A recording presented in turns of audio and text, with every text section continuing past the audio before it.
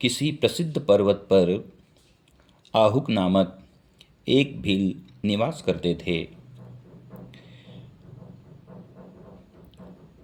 उन आहुक की पत्नी का नाम आहुका था। वह भील दंपत्ति उस पर्वत पर एक छोटी सी कुटिया में निवास करते थे। वे दोनों नित्य भगवान सदाशिव की पूजा में रत रहते थे, भगवान के ध्यान में रत रहते थे।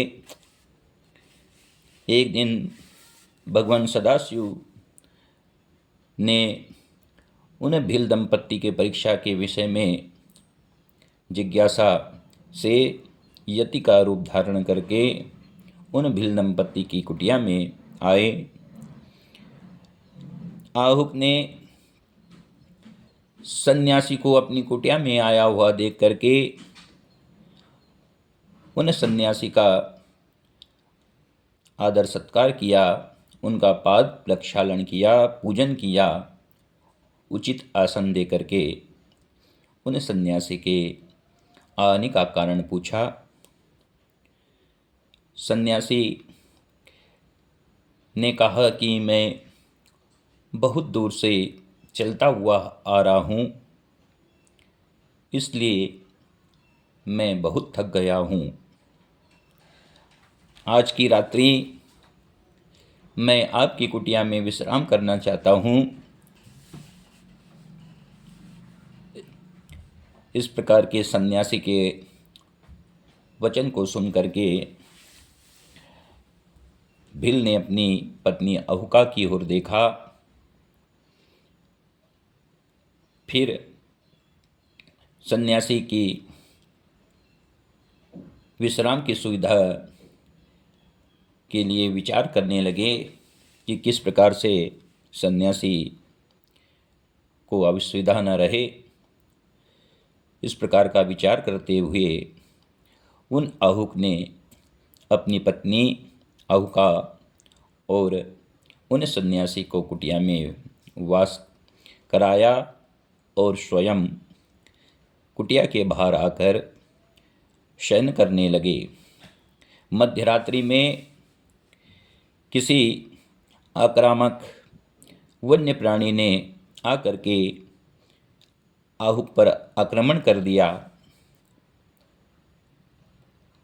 जिससे वे आहुक क्षत विक्षत हो गए और कुछ ही समय में उनके प्राण निकल गए। जब प्रातःकाल आहुका कुटिया के बाहर निकली तो अपने पति को क्षत विक्षत देख करके जोर जोर से विलाप करने लगी, रोने लगी।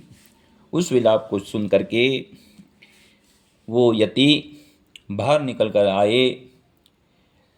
यति को देख करके वह भिलनी बोली कि है सन्यासी, मेरे पति मृत अवस्था में हैं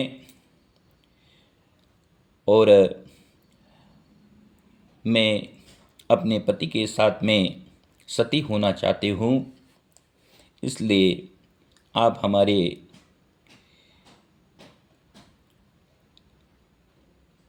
सती होने की व्यवस्था कीजिए।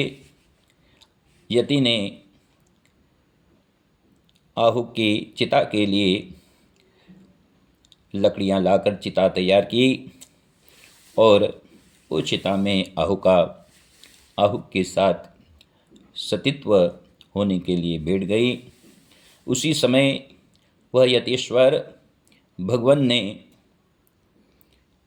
उन आहुका को दर्शन दिए, यतीश्वर रूप में दर्शन दिए और फिर वे दोनों परम गति को प्राप्त हुए। यह प्रसंग नल और दमयंती के पूर्व जन्म का प्रसंग है, जिसका पूर्ण प्रसंग हम आगे की कथा प्रसंग में सुनेंगे। बोलिए शंकर भगवान की जय।